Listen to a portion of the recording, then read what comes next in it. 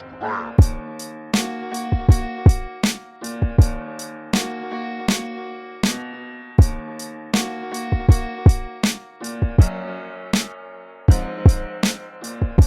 guys, Dean Chase here with another geometry lesson for you. Hope you guys are all doing good.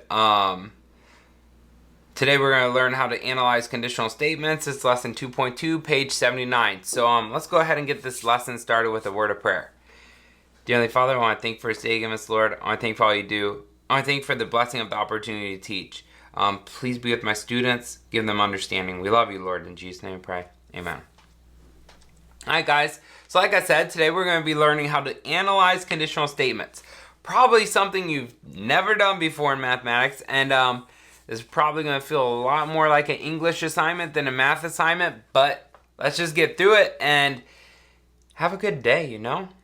It's a good day to be doing math. So, here you go. A conditional statement is a logical statement that has two parts, a hypothesis and a conclusion. When a conditional statement is written in if-then form, the if part contains a hypothesis, and the then part contains a conclusion. Here's an example. So, if it is raining, then there are no clouds in the sky. So the hypothesis, if it is raining, the hypothesis, if it is raining, the conclusion, there are clouds in the sky. Yeah, that's a conditional statement. So, example 1, rewrite the conditional statement in if-then form. So, the first thing says, all whales are mammals. So, we could say, if an animal is a whale, then it is a mammal. Does that make sense? So, the hypothesis, if an animal is a whale, the conclusion is, then it is a mammal. So, here you go. If an animal is a whale, then it is a mammal. 3 points are collinear if there's a line containing them. So what's really cool about this sentence is they actually show you your hypothesis starting with if already. So if there's a line containing 3 points, then the points are collinear. So here you go. If there's a line containing 3 points, then the points are collinear.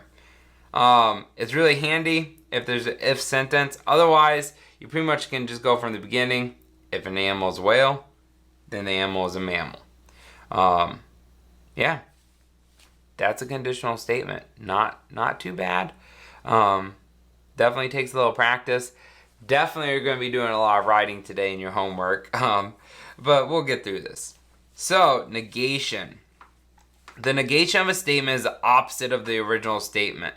Notice that the statement 2 is already negative, so the negation is positive. We all know that one person who negates whatever you say, right? Like you say this color is green, and they're going to say this color is not green. So, statement 1, the ball is red. To negate that sentence, you would say the ball is not red. Pretty simple, right? Statement 2, the cat is not black. So that's saying the cat is not black, it's already negative. So to negate that, it actually means the cat is black. Yeah. And we're going to use negating later on in this lesson. So that's why we're covering it right now. So verifying statements. Conditional statements can be true or false. To show that a conditional statement is true, you must prove the conclusion true every time the hypothesis is true. To show that a conditional statement is false, you need to give only one counter example.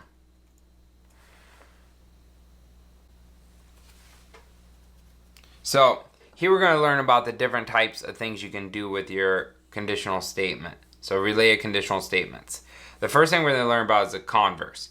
To write the converse of a conditional statement, exchange the hypothesis and the conclusion. So, what that is saying is you literally just flip it. So if we look, they give us a conditional statement right here. And it says, if the measure of angle A is 99 degrees, then angle A is obtuse. Okay? So to write the converse of that, you take if angle A is obtuse, then the measure of angle A is 99 degrees. So do you see how they flipped it? That's converse. To To write the inverse of a conditional statement, negate both the hypothesis and the conclusion. Okay? So our conditional statement, the original, to write the inverse, we have to just negate it. So if the measure of angle A is not 99 degrees, then the angle A is not obtuse. I hope that makes sense so far. So contrapositive. To write the contrapositive, first write the converse. So you write the converse, and then negate both the hypothesis and the conclusion. Okay? So if angle A is not obtuse, okay, then the measure of angle A is not 99 degrees. Okay? I hope that makes sense. Here, both the conditional statement and the contrapositive are true, and the converse and the inverse are false. Yeah, there are so many words here. I hope that's making sense to you. Let's just get into some examples and see what we can do. So, write the if-then form, the converse, the inverse, and the contrapositive of the statement. So here's our statement. Soccer players are athletes. And then we need to decide whether each statement is true or false. Okay? So, to write it in if-then form, you would say, if you are a soccer player, then you are an athlete. Or you could say, like, if a person is a soccer player, then they are an athlete. That's kind of the flow you're going with. Okay? So, if you are a soccer player, then you are an athlete.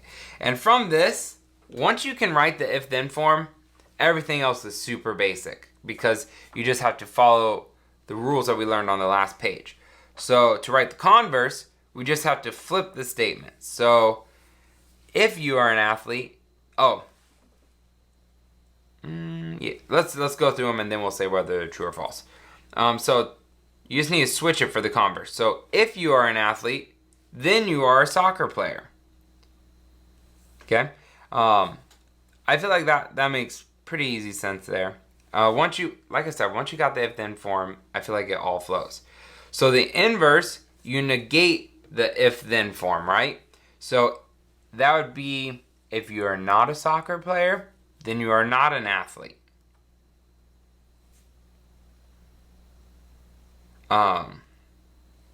Sorry, it looks like my slide got a little crowded. And lastly, the contrapositive, you negate the converse. So if you are not an athlete, then you are not a soccer player. Wow, that fell off my side. I'm sorry. So we need to decide which are true and which are false. If you are a soccer player, then you're an athlete.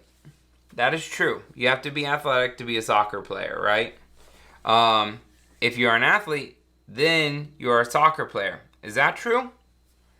Not necessarily. You can be an athlete and not play soccer. Like, for example, you could be a marathon runner. Okay? If you are not a soccer player, then you are not an athlete. Once again, that's not necessarily true because you could be a water polo player, and still be an athlete. If you're not a soccer player, then you are not an athlete. Yeah, you can play a different sport and still be an athlete. So that doesn't necessarily mean you have to play soccer. So this is also false. And then lastly, the contrapositive. If you are not an athlete, then you are not a soccer player. And that is true. You can't be a soccer player if you're not an athlete. So that is true. Okay? I hope that made sense for you. Let's keep going.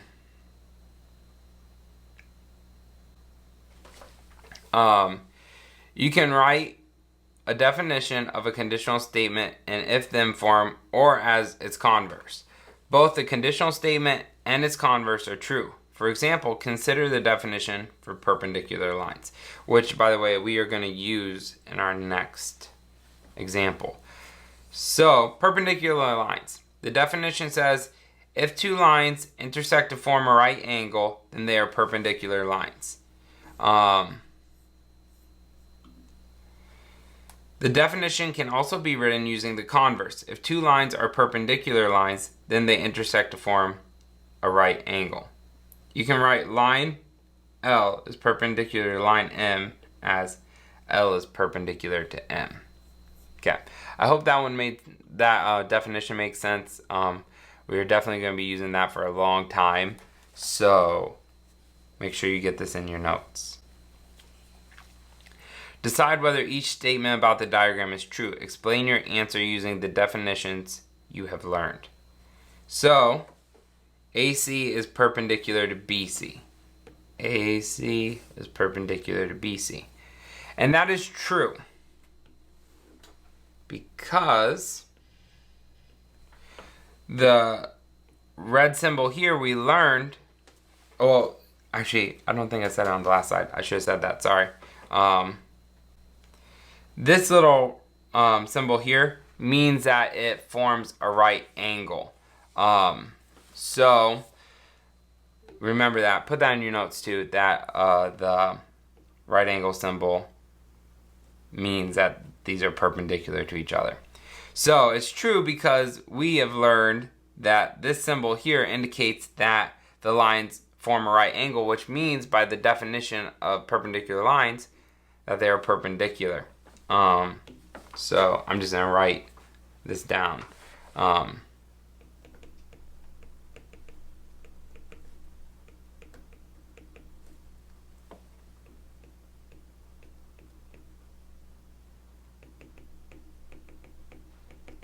Sorry, that was really sloppy handwriting.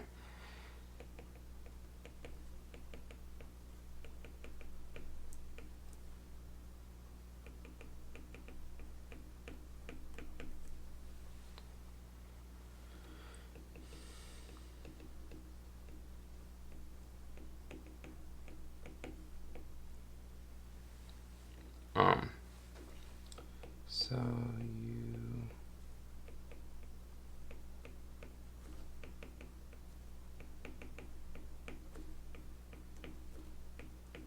Okay, I'm going to go ahead and read this to you.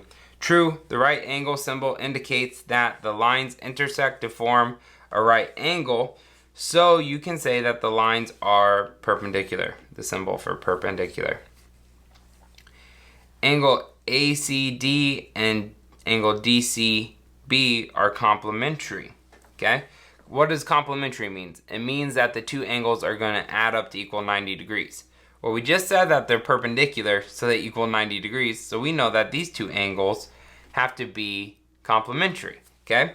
So, true by the angle addition postulate.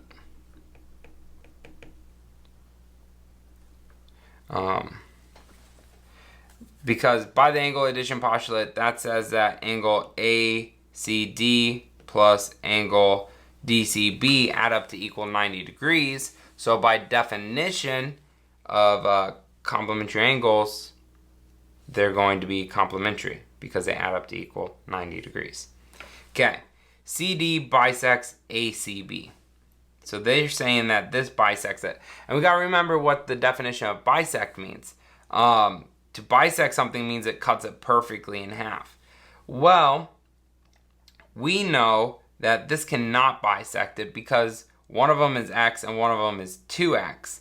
So those x, I'm going to say false, because x cannot equal 2x. It just doesn't work, okay? You would get an invalid answer. So that is false. Let's keep going. Biconditional statements. Last thing we're going to learn about today. When a conditional statement and its converse are both true, you can write them as a single biconditional statement. A biconditional statement is a statement that contains the phrase if and only if. Any valid definition can be written as a biconditional statement. So, they want us to write the definition of supplementary angles as a biconditional. So to do that, the first thing I want us to do is just write the definition down, which you can find it on page 35 in your book, or here it is. If the sum of the measure of two angles are 180 degrees, then the angles are supplementary. So to write the biconditional, we also have to know that the converse is going to be true. So this is true. Let's read the converse. If two angles are supplementary, then the sum of their measure is 180 degrees. Also true. Supplementary angles equal 180 degrees. So now we have to do the biconditional. So to do the biconditional, you would say the sum of the measure of two angles are 180 degrees if and only if, right here, the angles are supplementary. So you're really just taking out the if then and putting if and only if in the center of that statement. So the sum of the measure of two angles is 180 degrees if and only if the angles are supplementary. Boom, guys. There's another lesson done. I hope that made sense. I hope I explained it well.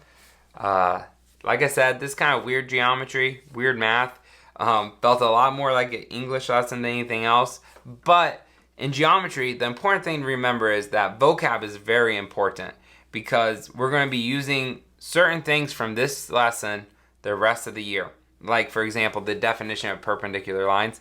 I guarantee you'll use that again. So, without anything else to say, I hope you guys are all doing good. Please like and subscribe, and have a good day. See ya!